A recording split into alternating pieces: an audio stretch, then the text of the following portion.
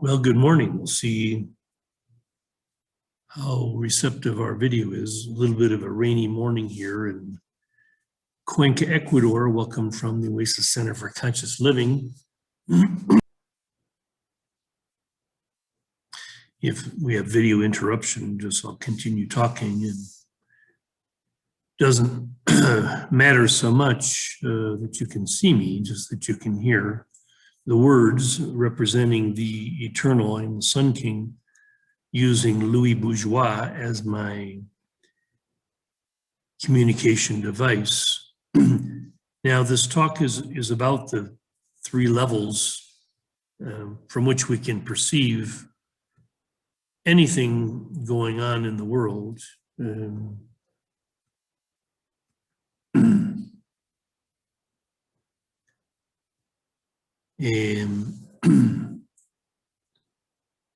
To the and Louis talked about this before in some of his talks about the evolution of consciousness. So from the lowest form of human consciousness on the planet, the tribal mind, the situation appears, as always, to the tribal mind, a fearful situation, doom and gloom, because it recognizes its coming extinction, which of course is true, and there's a necessity for the extinction of the tribal mind. Again, like I say, it's an animal survival level, looking at the world, just being fixated on the body, believing that that's what it is, and obviously to a degree that's what to the animal mind it is, a body trying to survive. But we've been evolving, the human species has been evolving for the past several hundred years into this egoic consciousness. And the egoic consciousness is really what is probably right now sensing the most conflict, the most drama, the most upset. And that's what the egoic mind chooses to see. It's designed to observe conflict, to create conflict. It wants conflict. So again, the current situation in the world is really a reflection of this tribal and egoic consciousness that, of course, requires an evolutionary shift. And so from my perspective, of course, this evolutionary shift is beautiful. It's, again, you can use the metaphor of the caterpillar transforming into the butterfly. The tribal mind would prefer just to continue being the caterpillar. And so it stays locked in that, fixated and just in, munching away as a caterpillar and not really interested at all in transformation. The egoic is in the middle of the cocoon. It's dissolving, it's being destroyed. It sees this terrible apocalypse as, evidence of its belief system. But again, offering, what I'm here to do is to continually offer you the higher perspective of your evolving species, what you are becoming, Homo globulus, which is the butterfly. Okay, we've already actually accomplished that. There are many who are walking in the world, like Louis, that are pretty much fully in the butterfly Homo globulus consciousness that really is open to seeing beauty, to seeing love, to seeing truth in everything. So evolution from the perspective of the butterfly is a remarkable thing.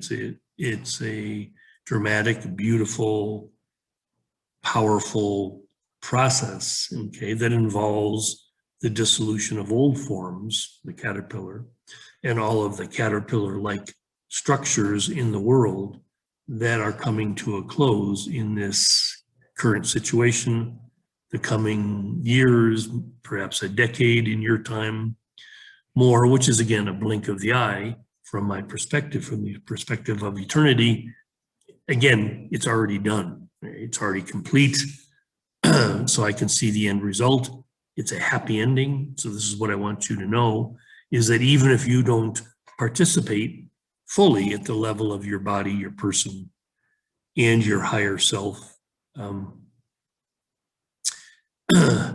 you will, okay? I mean, you will, even if it's in your next incarnation, you will. So it's a really happy story. It's a beautiful story. You know, it's many thousands of years in the making. Okay, so this process that's happening right now, the extinction of the tribal mind, the transformation of the egoic mind into the spiritual mind, the global mind. And again, this is what is going to be the telling view, the perspective. The global mind sees the best for the whole. Okay, the best for the whole, for the planet and for the species as a whole, is this transformation. Okay, so those who are interested in fighting the fight, you know, being involved in the revolution, you know, to some degree, the revolution is about change, but to some degree, the revolution for many is about trying to hold on to some of these forms, like, you know, individual liberty, for example.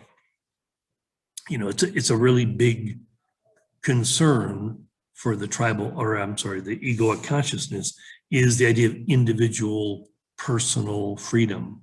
Okay, but again, what I'm offering you is that if you're able to shift into a more global perspective where the sanctity of the whole is more important than this idea of individuals, you know, having their rights to this or that or whatever. You know, the whole world right now is so divided over this idea of individual freedom.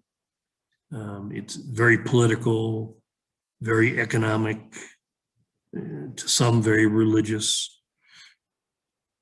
And so this really is what this revolution is all about, is the breakdown of these divisive individual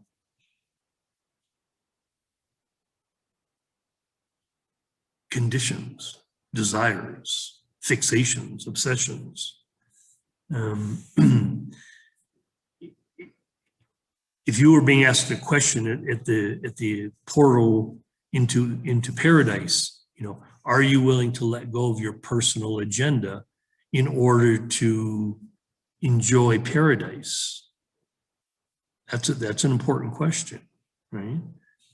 Okay, you know, Louis has experienced, you know, many people interested in his version of paradise, you know, the Oasis Center for Conscious Living. Are you willing to give up, you know, set your egoic agendas at the door and enter this sacred space to be in sacred space together, where we see each other as one. We see each other as one entity, not a bunch of individuals, all with their individual idiosyncrasies, peccadillos. It's a great word, peccadillos. Okay, so imagine a paradise without peccadillos, without, you know, a need for special interests, special diets, special forms of magic. Okay, you know, this is what all of you are going to be asked to consider. Can you let go of what divides you from others? Your beliefs, your desires, your needs. You know, humans are very, you know, needy, you know, at least at the level of the tribal, actually more so at the level of the egoic, you know, very, very needy. I need this. For me to feel comfortable, I need this, I need this, I need this. So again, what I'm offering you is there's a way of living without needs, to recognize, this is again where the spiritual element comes in, to recognize from the principle of abundance, you have everything. There's no reason to feel needy, to feel deficient, to feel a sense of lack or scarcity. Again, the sense of lack is endemic to the tribal conditioning. But the egoic also attaches itself to a certain level of unfulfillment. This desire for self-improvement, desire to create something better. It comes from a perspective of it not already existing.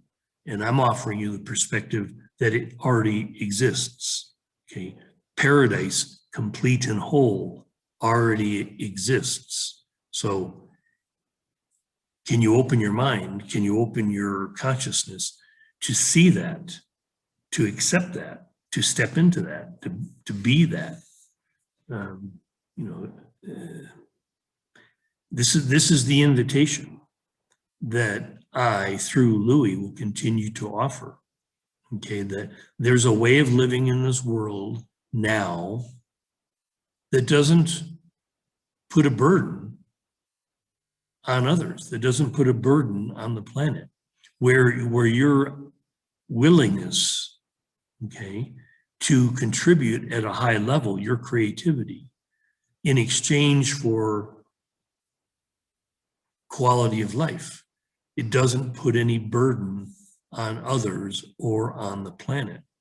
Okay, again, most humans, tribal and egoic humans, place big conditions and burdens on others in the world. Okay, this is why extinction is necessary. This is why revolution and transformation is necessary.